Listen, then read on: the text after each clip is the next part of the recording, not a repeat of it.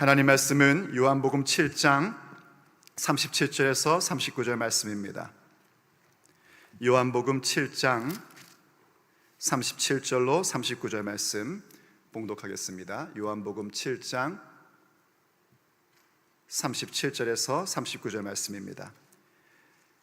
명절 끝날 곧 큰 날에 예수님께서 서서 외쳐 이르시되 누구든지 목마르거든 내게로 와서 마시라. 나를 믿는 자는 성경의 이름과 같이 그 배에서 생수의 강이 흘러나오리라 하시니 이는 그를 믿는 자들이 받을 성령을 가리켜 말씀하신 것이라. 예수님께서 아직 영광을 받지 않으셨으므로 성령이 아직 그들에게 계시지 아니하시더라. 아멘. 하나님의 말씀입니다.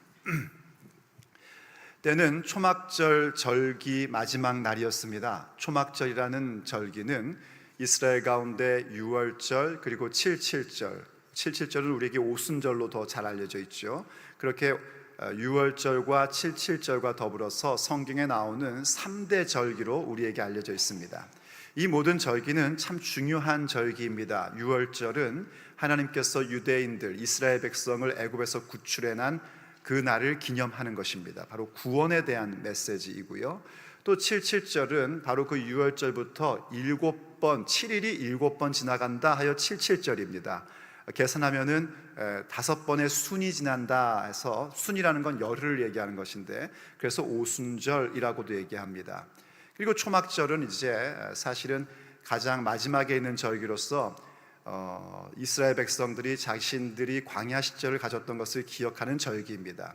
근데 이 모든 절기는 실제로는요 추수의 때와 이렇게 연관이 되어 있습니다. 이를테면 유월절은 뭡니까? 그 겨울 보리를 추수할 때고요. 그리고 칠칠절은 여름 보리와 밀을 추수할 때입니다. 그리고 초막절은 유대인들이 가장 귀하게 여기는 올리브, 감람 열매죠. 그러니까 올리브와 포도 열매를 거두는 시기입니다. 그래서 이렇게 그 절기 속에서 주시는 하나님의 어떤 구원의 역사와 인도하심에 대한 것을 현실 삶에서 분명히 기억하며 살도록 이렇게 추수의 때와 절기가 같이 맞물러져 갑니다. 근데 우리가 이제 금요일 날 나오시던 분들 정도면 알다시피 유월절은 어떻게 완성되는가? 예수님께서 이 땅에 오셔서 유월절 어린 양 되심으로, 십자가에서 죽으시고 부활하심으로 그 유월절이 완성됩니다. 그리고 칠칠절은 바로 우리 성령님께서 오심으로 말미암아 칠칠절 곧 오순절의 완성이 이루어지죠. 그리고 남은 게 뭡니까? 초막절이지 않습니까? 그럼 초막절은 무엇일까? 이 초막절은 우리가 공히 얘기합니다. 예수님의 재림을 아마 기대하는 그런 절기다, 이렇게 얘기를 합니다. 그러다 보니까 이 이단들 중에 그래도 좀 성경을 보는 이단들이 있습니다. 그 이단들은 예수님 다시 오시는 날을 점칠 때 요 초막절 시즌을 꼭 가지고 점을 칩니다. 그럴 줄 아시고 예수님께서 승천하시면서 뭐라고 하셨죠? 때는 너희들이 알 바가 아니다. 그날과 그때는 너희들 비즈니스가 아니다 하시면서 성령이 임하시면 너희들이 내 증인 되어야 된다라고 말씀을 하신 겁니다. 그러니까 여러분, 초막절을 가지고 예수님 재림 날짜를 점쳐서 이날이다 그러면 그냥 안녕히 계세요 하고 거길 떠나야 됩니다. 그건 그냥 이단입니다. 예수님께서 니네들 비즈니스 아니야, 그럼 우리 비즈니스 아닌 겁니다. 우리 비즈니스는 복음 전하는 겁니다. 증인 되는 겁니다. 그러면 이 초막절은 정말 우리가 어떻게 그럼 생각을 해야 될 것인가? 주님 오실 날을 바라보며 살아가야 할 교회의 모습을 기억하는 겁니다. 그러니까 이게 참 놀라운 게 뭐냐면요, 초막절은 원래 시기적으로, 계절적으로 가장 풍요로운 계절입니다. 올리브와 포도주를 담글 수 있는 포도 열매를 거둔다는 건 이스라엘 백성들에게 가장 기쁨의 추수 시즌입니다. 근데 그 기쁨의 추수 계절에 뭘 하냐면 집에서 나와가지고 초막을 지어놓고 사는 거예요. 가장 풍요로운 시기에 초막을 만들고 집 떠나서 초막을 만들고 거기서 거친 곳에서 잠을 자며 하나님이 우리를 구원하셨고 우리가 살아야 할 곳은 이 땅이 아니고 여긴 나그네 인생이고 우리가 갈 곳은 저기 멀리 우리 시온성이다, 하나님의 나라다, 이걸 기억하는 절기가 초막절입니다. 그래서 초막절에는 무엇이 들어가 있냐면 나팔을 뿌 하고 부는 나팔절이 있습니다. 계시록 읽어본 분들은 아마 기억할 겁니다. 나팔 불면 무슨 일이 벌어지는지. 그리고 그 가운데는 또 대속죄일도 포함이 되어 있습니다. 전부 다 유대력으로 다 7월, 우리 달력으로는 한 9월, 10월쯤 있는 일들인데, 그렇게 나팔절과 대속죄일이 함께 어우러져서 초막을 짓고 살아갑니다. 바로 이러한 절기들을 지키기 위해서 많은 유대인들이 예루살렘에 몰려왔고요, 그들은 초막을 치고 그렇게 초막절을 지키고 있었습니다. 그때에 이 절기를 지속적으로 역사 속에서 계속 지키면서 점점 그 초막절의 의미를 더욱더 되새기고자 여러 가지의 행사들이 거기에 부과가 됩니다. 그런 가운데 이제 중요한 것이 뭐였냐면은 바로 이 초막절의 마지막 날, 오늘 우리가 본문에서 읽을 때 명절 끝날이라고 얘기하죠. 그 초막절 마지막 날 무엇을 하냐면 실로암 연못에서 물을 길어다가 제단에 뿌리는 일을 합니다.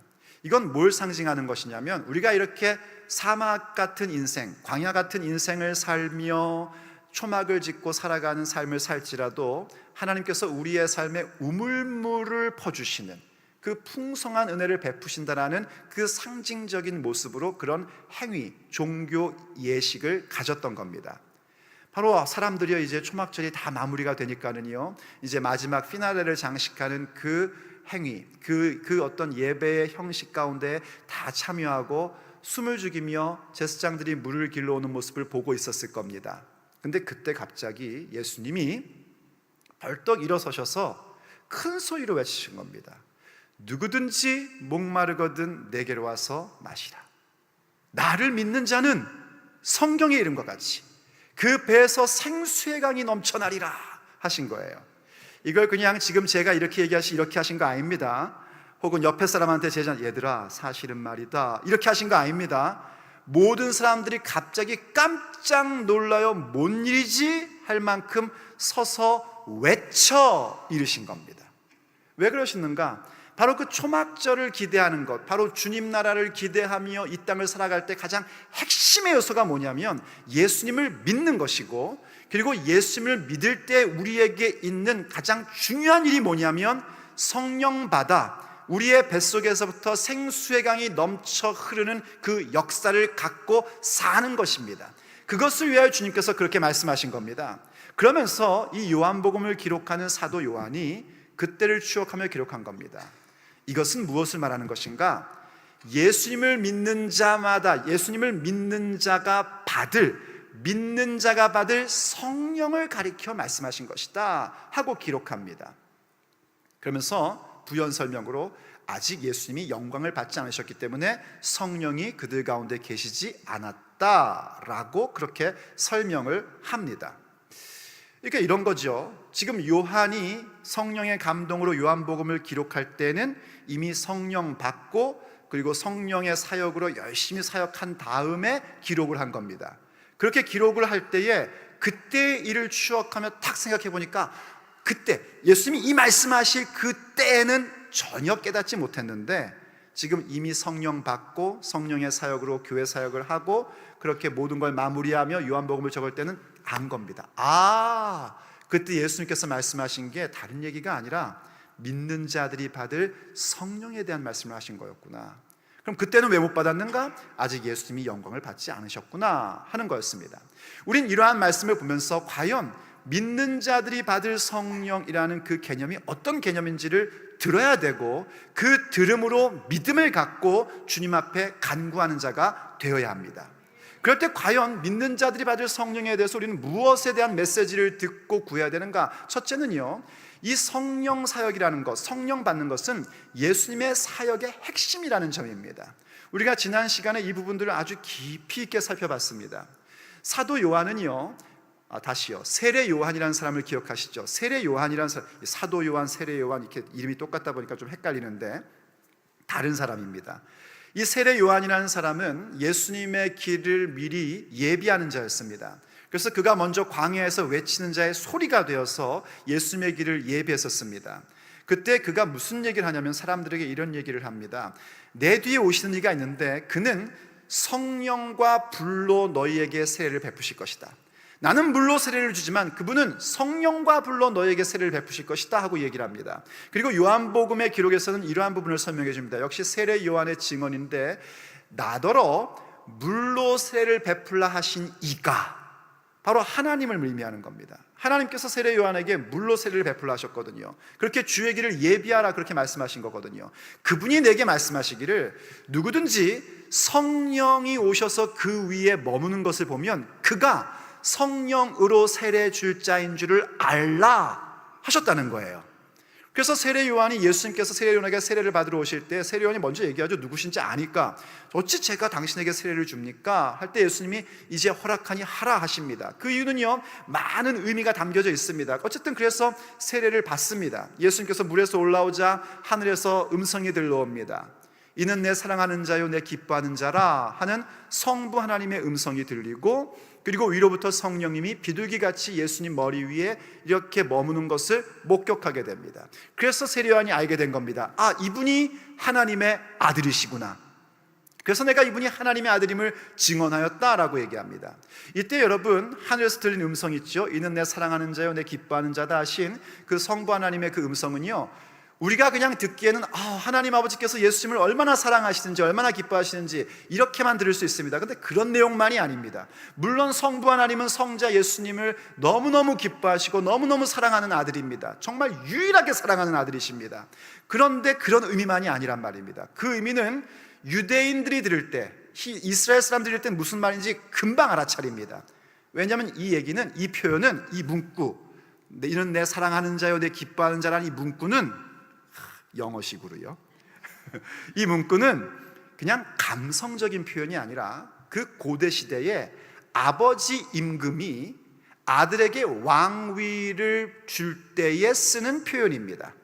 이게 어디에 나오냐면 시편 2편에 그 표현이 나옵니다. 시편 2편에서 이 표현이 나오고, 그건 그렇게 왕위 즉위식에서 나오는 아주 공식적인 문구입니다. 그러므로 예수님이 공생의 사역을 시작하면서 지금 어떤 일이 벌어지고 있는가? 하나님 아버지께서 가지고 계신 그 계획을 발표하시는 겁니다. 이제 아버지 하나님의 그 모든 권세와 영광과 능력과 예배받음에 대한 것을 아들 예수님에게 부여하시는 그 장면을 얘기해 준 겁니다. 어찌되었든 이렇게 세례 요한이 예수님께서 바로 성령으로 세례 베푸실 분임을 증언합니다. 과연 요한복음에서 예수님 당신 자신도 그걸 얘기하시는 겁니다. 오늘 본문에서도 바로 나를 믿는 자는, 풀어 설명하면 성령을 받을 것이다. 성령 받으면 어떤 역사가 일어나는가? 생수의 강물이 뱃속에서부터 넘쳐 흘러 강물이 될 것이다. 이렇게 말씀해 주신 겁니다. 그러면서 계속해서 성령에 대해 설명해 주시면서요, 뭐라고 말씀하시면은요, 이제 내가 가면 성령님이 오실 건데 그 성령님은 지금 너희와 함께 계시고 그리고 앞으로 너희 안에 계실 것이다 하는 말씀도 해주셨습니다. 우리가 모르고 보면은요, 그냥 어영부영 지나갈 수 있는 말씀인데 예수님이 하신 그 말씀은 매우 중요한 미닝이 담겨져 있는 겁니다. 아직 성령이 계시지 않았다고 해서 성령이 없다가 생긴 것이 아니라 성령은 삼위일체 하나님이시기 때문에 영원부터 영원까지 계신 분이란 말이에요. 그래서 늘 성령님은 지금도 너희와 함께 계실 것이고 그렇죠? 곁에 계신다라는 얘기입니다. 곁에 계셔서 감동 감아주시고 심지어는 충만함도 주신단 말입니다. 마치 폭포수와 같은 충만함을 베풀어 주십니다. 그건 너무너무나 귀중한 것이고 믿는 사람이면 누구나 체험해야 되는 것이며 신앙의 고백을 한 사람이라면 분명히 성령님의 감동 감화를 받은 자들인 것입니다. 그래서 이러한 부분들을 성령 세례라고도 표현을 하기 때문에 그때 우리는 그걸 구별하여 어떻게 얘기하는가? 성령께서 베푸시는 성령 세례 혹은 성령의 1차 세례라고 구별을 하는 겁니다. 그러면서 동시에 하신 말씀이 뭐냐면 그가 너희 안에 계실 것이다 라고 또 동시에 말씀하셨단 말이죠. 요한복음 14장의 내용입니다. 그때 그 안에 계실 것이다는 예수님이 말씀하신 그 시점에서 미래를 얘기하는 겁니다. 그리고 안에 계신다는 개념은 우리 안에 reside, 거주하신다, dwell, 아예 상주하신다 이런 얘기인 거예요. 그러니까 성령 받음에 대한 것을 말씀을 하셨습니다. 그리고 이것이 얼마나 중요한 것인지 요한복음 16장에 가면 예수님께서 그렇게 말씀하시죠. 이제 내가 너희를 떠나가는 것이 너희에게 유익이다 하셔요. 근데 그 앞에 무슨 말씀하신 줄 아십니까? 예수님이요, 너희들이 나를 따르고 나를 믿으면 박해를 받을 것이다 이 얘기를 하셨어요. 여러분, 박해를 받는다는 얘기를 해놓고 예수님이 떠나신다 그러면 마음이 불안하겠어요? 안 불안하겠어요? 불안하죠, 당연히요. 아직 성령님에 대해 알지 못하는 제자들이 들을 때는 말도 안 되는 얘기예요. 예수님 가시기는 어디 가십니까? 그냥 우리랑 같이 하셔야죠. 그런데 예수님이 말씀하세요. 내가 가지 않으면 성령 보혜사를 너에게 보낼 수가 없다. 내가 가서 보혜사를 너에게 보낼 것이다 라고 말씀을 하십니다. 그러니까 이 얘기는 무슨 얘기냐면요, 예수님이 십자가와 부활의 영광을 받으시고 승천하셔야 드디어 성령의 시대, 성령께서 우리 안에 내주하셔서 메마른 뼈와 같은 우리의 인생이 하나님의 큰 군대로 서지는 놀라운 사건이 일어난다는 것입니다. 그래서 말씀하신 거예요. 내가 떠나가는 것이 너희에게 유익이란다. 그렇게 말씀하시고 주님은 주의 길을 가셨습니다. 십자가의 길을 가셨고 부활하심으로써 우리에게 생명을 허락해 주신 겁니다. 그래서 요한복음이 보여주는 게 뭐였습니까? 부활하신 예수님께서 제자들 가운데 가셔서 뭐라고 하시죠? 숨을 내쉬며 이르시되 성령을 받으라 하십니다. 요한복음 20장에 나오는 내용입니다. 제가 지난주에 말씀드렸죠. 시간 역사적으로 아직까지 성령의 시대는 아닙니다. 그건 언제 이루어지는가? 예수님이 완전히 승천하시고 열흘이 지난 후에 오순절 마가다락방, 우리가 흔히 말하는 마가다락방에서 성령님이 임하십니다. 사도행전 2장에서 임해야 됩니다. 근데 아직까지 예수님이 지상에서 부활하셨으나 지상에서 아직까지 계실 때에도 주님께서 그렇게 말씀하신 이유는 뭔가? 예수님께서 지금까지 이루신 사역의 그 완성의 결과가 무엇인지를 제자들에게 나타내 보여주시기 위함이었습니다. 그것은 바로 숨을 내쉬며 태초에 하나님이 우리 인간을 만드실 때 그 코에 생기를 불어넣으심 같이 예수님의 호흡으로 숨을 후 내쉬시면서 성령을 받으라. 바로 성령 받는 그 역사는 우리에게 있어야 될 새 창조의 역사라는 것을 분명하게 말씀해 주시는 겁니다. 그리고 그 새 창조의 역사를 받은 사람에게는 어떤 권세가 주어지는가? 너희들이 누구의 죄든지 사하면 사해질 것이고 너희들이 누구의 죄든지 그대로 두면 그대로 있을 것이다 하는 아주 어마어마한 권세를 허락하십니다. 그게 성령 세례 받은 자들에게 주어져 있는 놀라운 권세입니다. 예수님의 권세입니다. 그래서 그렇게 요한복음에서 예수님의 사역이 바로 우리에게 이 성령 받는 역사, 예수님이 베푸시는 성령 받음에 대한 것이 얼마나 예수님의 사역의 핵심적 요소인지를 가르쳐 준 겁니다. 그러니까 이렇게 생각하시면 되는 겁니다. 우리가 쉽게 십자가의 보혈로 죄사함을 받는다라는 고백을 합니다. 그건 정말 중요한 고백입니다. 이 고백을 여러분들은 항상 가질 줄 알아야 됩니다. 예수님 처음 믿을 때도 십자가의 은혜로, 십자가의 보혈로 죄사함 받고 우리의 신분이 바뀐 것입니다. 그리고 예수님 믿고 살아가는 우리의 믿음의 여정 속에서도 우리가 연약하여 또 우리의 욕망으로, 우리의 실수로 죄짓는 그 모든 것들도 역시 예수님의 보혈로, 십자가의 피로 죄사함 받는 것입니다. 우리가 얼마나 많은 죄를 짓고 삽니까? 내가 마음에 안 들어도 죄 짓고, 내가 게을러도 죄 짓고, 내가 배고파도 죄 짓고, 내가 욕심나도 죄 짓고, 참 죄 많이 짓고 사는 인생입니다. 그럼에도 불구하고 우리가 염려하지 않는 것은 예수님의 십자가의 보혈의 공로로 우리가 우리의 죄를 자백하면 주께서 용서해 주시기 때문입니다. 자, 그런데 그때 죄사함 받는 이유가 뭔지를 항상 명심해야 됩니다. 예수님께서 십자가 위에서 우리의 죄사함, 곧 하나님을 믿지 않는 그 죄를 용서하도록 십자가에서 피 흘려주신 이유는 그저 우리가 죄사함 받고 마음 편히 살게 하려는 이유가 아니란 말입니다. 깨끗게 하사 주의 영이 임하게 하셔서 성령의 사람으로 성령의 권능을 갖고 살아가는 주의 군사된 교회로 세우시기 위함입니다. 그게 예수님 사역의 핵심이란 말입니다. 그러니 우리가 성령 못 받으면 얼마나 억울한 겁니까? 성령 받아야 된단 말입니다. 사모하며 받아야 된단 말입니다. 그래서 우리가 두 번째 알아야 되는 것이 무엇인가? 믿는 자들이 받을 성령에 대해서 우리는 무엇을 알아야 되냐면 목마른 자가 되어야 됩니다. 우린 지금 성령님에 대한 메시지를 듣고 있습니다. 제 아내가 물어보더라고요. 여보, 성령 메시지 언제까지 할 거야? 제 답변이 그랬습니다. 몰라. 모르겠어요. 언제까지 하게 될지. 근데 하나님께서 허락하실 때까지 하려고 합니다. 얼마나 할지는 모릅니다. 다음 주로 끝날지, 다다음 주로 끝날지, 몇 주에 끝날지 저도 잘 모르겠습니다. 그런데 제 마음의 소망은 그겁니다. 에베소 교회를 보니까요, 12명만 성령 받으니까 에베소 지역이 뒤집어지더라고요. 여러분들만 정말 성령 받는 체험, 그 놀라운 역사를 주님이 주시면 타코마가 뒤집어집니다. 저는 그거를 소망하는 겁니다. 그것만 볼 수 있다면 더 이상 바랄 것이 없습니다. 여러분이 진정으로 성령 받으면 새생명교회는요 완전히 변화됩니다. 남 얘기할 것 없고 남 탓할 것도 없습니다. 우리가 성령 받으면 완전히 변화됩니다. 성령 받은 자가 리더 되는 것이고요, 성령 받은 자가 교회를 이끌어가는 것이고요, 성령 받은 자가 교회의 핵심이 되는 것입니다. 그 역사를 바라보는 겁니다. 그걸 소망하는 겁니다. 그런데 이 말씀을 듣기 전에는 모릅니다. 왜냐하면 하나님의 원칙이 그래요. 하나님의 방식이 그래요. 보내시는 자가 있어야 되고, 보내는 자가 전파해야 되고, 전파하는 말씀을 들어야 되고, 들어야 믿을 수 있단 말이죠. 믿음은 들음에서 나고 들음은 그리스도의 말씀으로서 나는 것인데, 정말 전하는 자가 있어야 듣는 것이고, 들어야 믿음이 생긴단 말입니다. 그래서 이제는 우리는 성령님에 대한 말씀을 지속적으로 듣고 있어요. 그러니 이제 이 듣는 말씀을 우리의 믿음과 결부시켜야 됩니다. 그냥 그런가 보다, 임영희 목사는 맨날 성령 그러더라, 금요일날 요즘에 나와보니까 맨날 성령만 말하더라, 이러고 끝나면 안 된단 말입니다. 나의 믿음에 확실하게 결부시키셔야 됩니다. 그리고 구하셔야 됩니다. 어찌하면 좋을까 하고 목말라 하는 자가 돼야 됩니다. 오늘 본문도 주님이 그렇게 말씀하시지 않습니까? 보십시오 여러분, 37절. 명절 끝날 곧 큰 날에 예수님께서 서서 외쳐 이르시되 누구든지 목마르거든 내게로 와서 마시라 하십니다. 조건이 뭐죠? 목마르냐는 겁니다.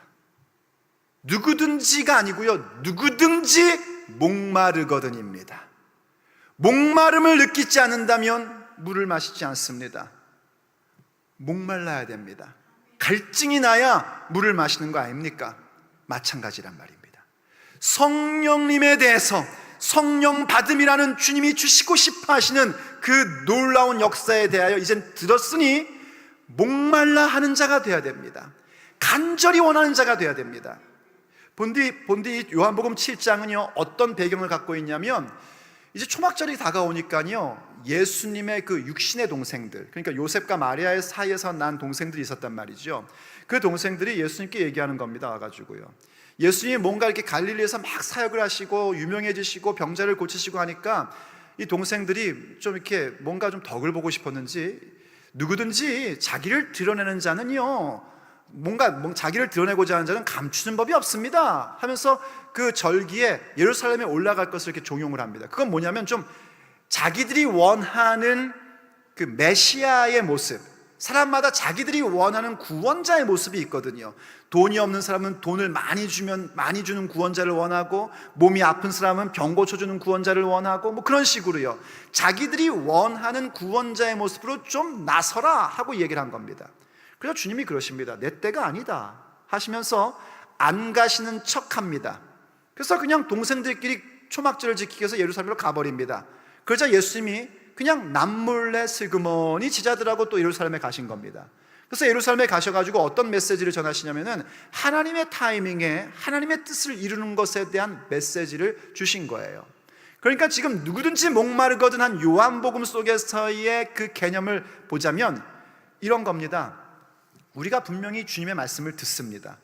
그 말씀을 듣고 하나님의 뜻이 무엇인지를 깨달아갑니다. 알아가고 배워갑니다. 그리고 그 뜻을 그분의 뜻 가운데에서 이루고자 하는 마음을 갖습니다. 근데 여러분 어떻습니까? 하나님의 뜻을 알고 말씀을 듣고 아는데, 또 하나님의 타이밍도 아는데 잘 기다려지지 않고 하나님의 뜻을 이루는 것이 잘 되지를 않습니다. 그럴 때에 우리가 느끼는 건 뭐냐면 목마름입니다. 그냥 육체의 목마름이나 정신적인 목마름이 아니라 정말 하나님 말씀을 들었고 예수님 믿는 자이고 하나님의 때라는 것도 알고 있는데 내 기대와 내가 원하는 바와 나의 욕망하는 바와 차이가 나서 이게 뭔가 잘 되지 않는 나의 모습, 잘 이루어지지 않는 모습, 그야말로 내 마음에 선한 것을 이루고 싶은데 그게 되지 않는 모습 가운데서 목마름을 느끼는 것입니다. 이 갈증을 여러분들이 느낄 줄 알아야 됩니다. 이 갈증을 정말 처절하게 느끼셨던 분이 있죠. 바로 바울 사도입니다. 이 바울 사도께서는요 하나님의 은혜의 복음에 대해서 철저하게 알고 있던 사람입니다. 그래서 그가 펜을 들고 로마서를 쫙 써 내려가는데 이 로마서를 보면은요 정말 하나님의 은혜에 의하여 우리가 구원받았다는 것, 그리고 그 은혜에 의하여 믿음으로 말미암아, 그러니까 영어로 얘기하면 by the grace of God through the faith입니다. 하나님의 은혜에, 철저히 그 은혜에 의하여, 우린 아무 공로 없는 거예요. 그런데 믿음을 통하여 그 은혜 가운데 들어가게 된다는 것, 그래서 믿음으로 말미암아 의인이 되는 것을 선포합니다. 로마서 1장에 나오지 않습니까?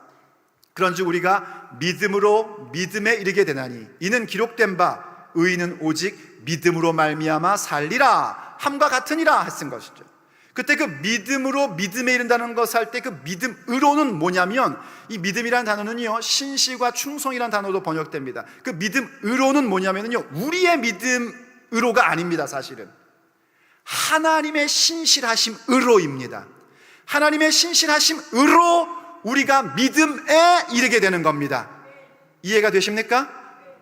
다시 한번요. 믿음으로 믿음에 이른다는 얘기는 우리가 막 믿음으로 믿음에 이른다 이 얘기가 아니라 하나님의 신실하심으로 우리가 믿음이라는 충성의 관계 단계에 이르게 되더란 말이에요. 그래서 오직 의인은 어떻게 되는 것인가? 이 모든 믿음, 하나님과 나 사이에 하나님의 신실하심과 나의 충성됨이라는 그 믿음의 관계로 말미암아 살리라 하는 게 그 놀라운 믿음으로 믿음에 이르며 오직 의인은 믿음으로 살리라 하신 그 말씀의 선포의 의미인 겁니다. 그래서 그 다음에 가르쳐 준 게 뭐냐면 2장과 3장에서 인간의 노력으로 아무것도 할 수 없다는 사실을 가르쳐 줍니다. 비판하는 사람들, 율법주의자들, 그것으로서 절대로 구원받을 수 없고 의인될 수 없음을 그가 아주 철저하게 고발을 합니다. 그래서 어떻게 우리가 구원받았는가? 오직 하나님의 은혜로 구원받았음을 확실하게 얘기하면서요, 로마서 5장에 보면은요, PC 찾을 수 있는 분은 찾아도 좋습니다. 로마서 5장에 보면은 우리가 어떻게 구원받았는가? 우리가 아직 경건치 않을 때에 그리스도께서 우리를 위하여 죽으셨다, 그렇게 얘기를 합니다. 경건치 않은 정도가 아니라 그 다음에는요 우리가 아직 죄인 되었을 때에 그리스도께서 우리를 위하여 죽으셨다, 그렇게 얘기하고, 더 심지어는요 5장의 10절에 가면은요 곧 우리가 원수 되었을 때에 그의 아들의 죽으심으로 말미암아 하나님과 화목하게 되었은즉 화목하게 된 자로서는 더욱 그의 살아나심으로 말미암아 구원을 받을 것이다 하고 얘기해 줍니다. 그러니까 우리는 경건치도 않았어, 죄인이었어, 심지어는 하나님과 왼수였단 말이에요. 그런데도 불구하고 하나님께서 그분의 그 길이 참으시는 사랑, 용납하시는 사랑, 그분의 그 사랑으로 말미암아 우리가 예수님을 보내주시고 그 은혜로 인하여 우리는 구원받고 의인 되었음을 확실하게 얘기를 합니다. 그러면서 이런 얘기를 합니다. 어디쯤 가냐면은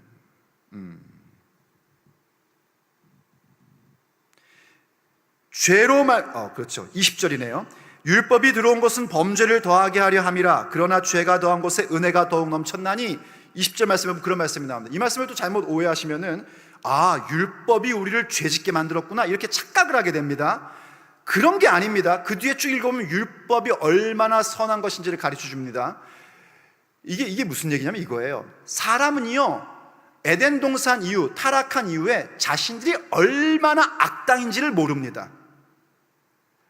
착각을 합니다. 애들이 천사인 줄 압니다. 태어나면은요. 절대 아닙니다. 전부 다 죄인입니다. 죄 가운데 잉태되고 죄 가운데 태어난 게 인간이란 존재입니다. 그래서 자기들이 죄 가운데 살면서도 죄가 죄인지도 모르고 살아요. 그런데 하나님이 율법을 주십니다. 그건 뭡니까? 지금 너희들의 모습이 어떤지 좀 보라는 겁니다. 얼마나 죄인인지를 가르쳐 주는 겁니다. 그러니까 요즘에 한국의 심각한 문제가 뭐냐면 저출산이 심각한 문제라고 하지 않습니까? 그런데 지금 저출산만이 문제가 아니라 이 조금 난다? 어떻게 얘기해야 되죠? 그 적은 인구의 자녀들, 제 표현이 맞습니까? 적은 아이들의 진짜 더 문제 뭐냐면 퀄리티의 문제입니다. 요즘 아이들한테는요 야단치면 안 된다면서요. 학교에서 선생님이 뭐라고 야단쳐도 잡혀간다면서요. 그러다 보니까 애들이요, 제가 어떤 이렇게 뉴스 이렇게 보다가 정말 충격을 받은 게 있는데, 초등학교 3학년짜리가 교감 선생님한테 개땡땡이라고 욕을 하더래요. 그게 찍혀서 올라왔어요. 왜 그런 일이 벌어졌죠? 마땅히 가르칠 바를 안 가르쳤기 때문에 그런 겁니다. 성경도요, 자녀들에게 훈육하고 매를 들라고 했습니다. 물론 우리가 감정으로 때리면 그건 부모가 죄 짓는 겁니다. 절대로 감정적으로 때리면 안 됩니다. 언제 때려야 되는가? 은혜 충만한 날, 할렐루야, 기도 많이 한 날, 그날은 애를 한번 잡아야 됩니다. 그래서 아이들이 무엇이 잘못된 것인지, 무엇이 선한 것인지를 가르쳐 줘야 됩니다. 그래야 자기들이 잘못할 때 이건 잘못된 것이구나 하는 걸 안단 말이에요. 애들만 얘기입니까? 아니요, 우리도 마찬가지입니다. 하나님의 말씀을 통하여 내가 지금 어떤 생각이 잘못된 것인지, 어떤 마음가짐이 정말 하나님 앞에 끔찍한 일인지를 깨달아야 된단 말이에요. 그래서 율법이 우리를 범죄하겠다는 얘기는, 율법이 생겨서 하나님 말씀이 선포되니까 어이구야, 큰일 났구나, 우리는 악당이구나, 우린 죄인이구나, 우린 하나님 앞에 웬수구나, 이걸 비로소 알게 된단 말입니다. 그런데 놀라운 건 뭔가? 죄가 많은 곳에 은혜가 더하도다. 내가 죄임을 철저히 알면 알수록 하나님의 은혜가 얼마나 큰 것인지 가슴 저리게 알게 되더란 말입니다. 근데 또 이렇게 얘기하면 사람들이 어떤 줄 아십니까? 얼마나 사람이라는 게 아주 못되셨는지, 못돼서 잡수셨는지, 이렇게 얘기하면 또 그러니까 죄도 가끔 져야 돼, 요러더란 말이죠. 죄가 많은 곳에 은혜가 더하니까 가끔 죄를 져야 은혜가 되고, 그래야 나중에 간증거리도 생기지, 이러더란 말이에요. 그래서 6장 로마서 가면 뭐라고 얘기하면요, 그럴 수 없다는 걸 확실하게 선언합니다. 그럴 수가 없습니다. 은혜 받은 자는, 믿음으로 말미암아 의롭게 된 자는 선한 일에 대하여 열망하게 되었고, 죄에 대하여 죽은 자고 선에 대하여 살아난 자가 되었다는 것, 완전히 신분이 바뀌었다는 것을 6장에서 확실하게 가르쳐 줍니다. 그런데 어떤 일이 벌어집니까? 그렇게 확실하게 알았는데 원하는 선은 행치 않고 원치 않는 악만 행하는 사도 바울 자신의 모습을 자기가 발견합니다. 아니, 그냥 보통 교회의 멤버 말고요, 우리가 그렇게 존경하는 사도 바울, 예수님의 복음을 위해서 그 끔찍한 일도 마다하지 않고 살던 사도 바울이 확실하게 은혜에 대해서 얘기했고, 율법의 선함에 대해서도 선포했고, 그리고 그 죄사함이 내가 율법을 행함이 아니라 오직 하나님의 은혜로, 그리고 예수님의 십자가를 믿음으로 구원받았다는 사실을 알고, 죄에 대해서는 죽은 자요, 하나님에 대해서는 산 자라고 그렇게 대범하게 선포한 사도 바울이 자기를 보니까 이게 웬일인가 싶단 말이죠. 도대체가 내 마음에 원하는 선은 행치 않고 원치 않는 악만 행하는 자기의 모습을 발견하게 된 겁니다. 그래서 그가 이렇게 선언을 한 겁니다. 이제 준비해온 거 보세요. 7장 24절. 오라, 나는 곤고한 사람이로다. 이 사망의 몸에서 누가 나를 건져내랴. 그가 그런 자신의 모습을 보면서 깨달은 게 있어요. 그 앞에 보면은요, 알았다, 내 속에 두 가지가 있구나. 나는 분명히 이렇게 새롭게 된 사람으로서 하나님의 말씀을 따르고 진리대로 살고 싶은데, 아직까지 내 안에 있는 이 죄라는 것, 우리에게 알아듣기 쉽게 번역을 하면 내 속에 있는 이 죄성, 히브리서의 표현들을 쓰자면 내 속에 남아있는 이 쓴뿌리, 이게 아직도 나를 괴롭히고 있구나. 정말 어떻게 하면 좋지 하면서 외치는 외마디 비명입니다. 오호라, 나는 곤고한 자로다, 이겁니다. 이건 창세기 4장부터 외쳤던 겁니다. 가인이 아벨을 죽인 후에 공포에 떨고 있을 때 하나님께서 말씀하시지 않습니까? 야, 죄의 분이 네 앞에 있으나 너는 죄를 다스리는 자가 되라 했음에도 불구하고 아벨을 죽이잖아요. 그랬더니 그가 하나님 앞에 얘기합니다. 아버지 하나님, 이제 나를 죽일 자, 사람들이 나만 보면 죽일 겁니다. 자기의 죄 해결 방법을 찾지를 못합니다. 그리고 시편 19편에 보면 그거 나오죠. 우리 많이 하는 거 있지 않습니까? 내 마음의 묵상과 내 입술의 말과 내 마음의 묵상이 주께 연락되기를 원하나이다 하고 시편 19편이 끝나요. 근데 그게요, 이렇게 우리가 그냥 들을 때는 막 이렇게 굉장히 따뜻하게 들리잖아요. 그게 따뜻한 얘기가 아닙니다. 그 19편이 어떤 내용이냐면은 앞에는 자연 계시에 대한 말씀이 나와요. 막 이렇게 태양을 보고 이런 거 보면 하나님 계시구나, 이거 알게 되고, 그 다음에는 특별 계시, 말씀에 대한 내용이 나옵니다. 하나님 말씀이 얼마나 놀라운 것인지 그 내용이 나와요. 그런 다음에 나오는 게 뭐냐면 죄에 대한 얘기가 나옵니다. 하나님을 발견하고 그분의 말씀 가운데 들어가다 보니 내가 얼마나 죄인인지가 발견되는 거예요. 심지어는 자범죄, 죄인 줄 알면서까지 죄 짓고 있는 자신의 모습을 발견합니다. 그래서 마지막에 외치는 외마디가 그건 거예요. 자신의 삶으로는 도저히 자기의 모습을 보고 자기의 인생의 모습을 보면 도저히 하나님 앞에 설 수가 없으니까 몇인 거예요 지금? 내 입술의 말과 내 마음의 묵상만이, 이건 분명히 하나님 말씀을 고백한 것이고 내 마음에는 하나님 말씀 따르고 싶은 게 있잖아요. 이것만이라도 주께 연락되기를 원하나이다 그러고 마지막에 외마디 외침으로 끝나는 거예요. 인류의 힘으로 도저히 하나님 앞에 갈 수 없음을 외친 겁니다. 그리고 그 모습 그대로 연결되어 로마서 7장에서 사도 바울이 오호라 나는 곤고한 자로다 이걸 외친 거예요. 그런데 이제 사도 바울은 압니다. 가인은 할 수가 없었고 다윗은 하나님의 영의 충만함으로 말미암아 짐작은 하고 있었으나 체험하지 못했고, 그러나 바울은 예수님 이후의 복받은 사람이라서 예수님 만나 성령 받은 자라 그는 알고 있었던 겁니다. 그래서 그렇게 오호라 나는 공고한 자다 누가 나를 이 사망이면서 건져내랴 하는 순간 다시 누구를 보게 되는가? 예수 그리스도를 바라보게 되는 겁니다. 그래서 이렇게 고백하는 거예요. 우리 주 예수 그리스도로 말미암아 하나님께 감사하리로다. 그런즉 내 자신이 마음으로는 하나님의 법을 육신으로는 죄의 법을 섬기고 있구나 하고 얘기를 합니다. 여러분 이게요 그냥 글로 보니까 그럴듯해 보이지만은요 이걸 제가 좀 드라마틱하게 하면은요 완전히 정신병자입니다. 나는 공고한 자로다. 난 이제 정말 죽을 것 같아. 난 감사하다 이거예요. 이해가 되십니까? 근데 왜 그렇게 될 수 있었는가? 자기를 보니 정말 갈증나는 인생인 거예요. 이건 방법이 없는 거예요. 구제불능의 인간인 거예요. 말씀을 전하고 있음에도 불구하고, 나의 손을 통하여 성령의 역사가 일어나고 있음에도 불구하고 나를 보니 이건 정말 죽어 마땅한 인간인 거예요.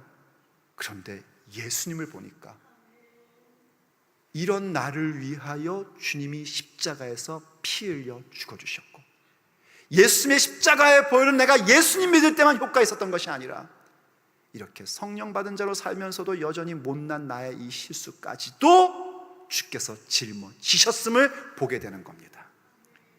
그래서 이렇게 얘기하는 거예요. 마음으로는 죄의 법을, 몸으로는 육신의 법을, 죄의 법을 내가 이렇게 따르고 있구나. 이 얘기는 이중적인 삶을 살아도 된다는 얘기가 아닙니다. 내 몸은 아직까지도 쓴뿌리가 있고 연약하여 정신만 조금 놓으면, 조금만 딴 생각하면, 조금만 내 마음에 어떤 이상한 게 생기면 엉뚱한 데로 간단 말이에요. 근데 그때 어떤 일이 벌어집니까? 성령께서 딱 쳐주십니다. 정신 차려. 말씀을 들으며 깨어나게 되고 기도 가운데 정신 차리게 되고, 그럼 어떻게 하면 되죠? 다시? 우린 다시 주의 길을 가면 되는 겁니다. 그 얘기입니다. 제가 비유로 얘기하지 않습니까? 제가 예를 들어 김 집사님, 이 집사님, 최 집사님을 모시고 다 집에 아이들을 해드리는데 제가 김 집사님 그 다음엔 이 집사님을 모셔다 드려야 되는 거예요. 그런데 갑자기 이 집사님 댁으로 가야 하려면 좌회전을 해야 되는데 제가 엉뚱하게 그 뒤에 있는 최 집사님 댁으로 우회전을 쫙 하는 거예요. 뭔가 정신이 딴 데 팔려가지고 딴 생각해가지고. 그럴 때 뒤에서 최 집사님이 말씀하시는 거야. 목사님 정신 차리세요. 이 집사님 댁부터 가야지 뭐 하는 거예요 지금? 그럼 아이고 죄송합니다. 좌회전하면 되죠? 맞아요, 틀려요? 사형에 처해야 돼요? 맞죠? 맞단 말이에요. 근데 저 말고 저로 비유하고 싶지 않아요? 어떤 사람이 그 세 사람을 데려다 주는데 아주 정확하게 1, 2, 3 이 지역으로 가고 있는데 알고 봤더니 이 양반이 그날 술을 거나게 한잔 하셨네? 음주운전을 하는 중이에요. 그럼 그 정확하게 데려다 주는 게 지금 좋은 거예요? 잘못된 거예요? 좋은 거예요? 그건 큰일 날 일인 거예요. 절대로 운전하면 안 되죠. 그런 사람은요. 그렇죠? 그 얘기인 겁니다.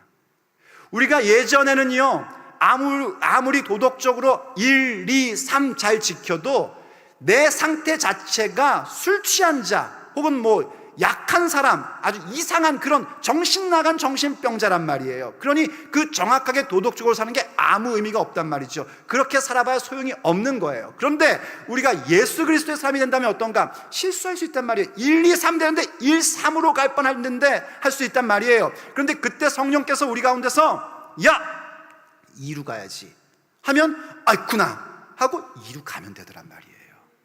이게 지금 말씀하신 내가 마음으로는 하나님의 법을, 육신으로는 죄의 법을 따른다 하는 그런 개념입니다. 그럼 이제 된 겁니까? 아니요. 이렇게 할 수 있게 된 그 이유가 어딘지를 로마서 8장 1절과 2절에서 이렇게 얘기해 줍니다. 그러므로 이제 그리스도 예수님 안에 있는 자에게는 결코 정죄함이 없다. 왜 그럴까요? 난 예수님 믿어요 한다면 막 내 마음대로 나쁜 짓 해도 정죄함이 없다는 얘기입니까? 난 예수님 믿고요, 나는 이렇게 뭐 직분도 받았고요, 심지어 목사까지 됐으니까 난 이런 나쁜 짓 끔찍한 짓 해도요 난 상관없어요, 난 정죄함 안 받아요, 이런 얘기입니까? 큰일 날 이단의 얘기입니다. 아닙니다. 왜 예수 그리스도 안에 있는 자에게 결코 정죄함이 없는가? 이는 이유가 나오잖아요. 그리스도 예수님 안에 있는 생명의 성령의 법이 죄와 사망의 법에서 너를 해방하였음이라, 이겁니다. 그러므로 내가 그렇게 목말라하고 하나님 앞에 어떻게 하면 내가 이렇게 살 수 있을까 할 때에 우리에게 허락하시는 게 뭔가 성령의 법, 생명을 주시는 성령의 법이 내게 임한 것이고, 성령 받으란 그것을 의미하는 것이며, 성령 받게 되면 내가 그렇게 목말라 할 때마다 어떻게 하면 내가 주의 진리대로 살 수 있을까요? 어떻게 하면 내가 하나님 뜻대로 살 수 있을까요? 어떻게 하면 내가 증인의 인격으로 살 수 있을까요? 나는 정말 구제불능이고요, 나는 정말 죽일 놈인데요, 어떻게 하면 좋죠? 할 때에 얘야, 내가 너의 그 실수와 너의 연약함과 너의 허물을 위하여 십자가에서 피 흘렸단다. 그리고 내가 그 값으로 너에게 성령을 보냈단다. 그러니 너는 이제 죄와 사망의 법에 얽매여 있는 자가 아니고 생명을 주시는 성령의 법에 사로잡힌 자다 말씀해 주시는 겁니다. 그래서 그리스도 예수님 안에 있는 자에게는 결코 정죄함이 없습니다. 그럼 이제는 우리가 어떻게 해야 되나요? 로마서 8장 뒤를 읽어보면 이렇게 나옵니다. 그러니 이제는 우리가 육신의 생각을 죽여버리고 오직 성령의 생각을 따르는 자 되어야 되는 것입니다. 육신의 생각은 사망이고 영의 생각은 생명과 평안이라는 사실을 우린 명심하며 가는 것입니다. 그렇게 계속 목말라 해야 됩니다. 한 번 물 먹고 끝나는 것이 아니라 바로 이 성령의 생각에 사로잡혀서 내 삶의 생명과 평안의 삶을 살아가고자 하는 것, 그렇게 양자형을 받음으로 말미암아 하나님을 아빠라 부르며 나아가는 그 인생을 지속적으로 목말라 하며 나가야 됩니다. 그것이 성령 받는 자에게 있어야 할 요소입니다. 성령 받기 원하는 자들은요, 그렇게 예수님의 사역의 핵심이 성령 받음이라는 사실을 알고 성령 받음에 대해서 목말라며 나갈 줄 알아야 되고요, 그렇게 목말라며 주님 도와주십시오, 나는 곤고합니다 할 때에 약속하신 성령이 우리에게 임합니다. 그리고 우리의 갈증을 해소해주고 우린 정말 생명을 주시는 성령의 법 가운데에 성령의 생각을 따르는 자들로 세워지게 되는 것입니다.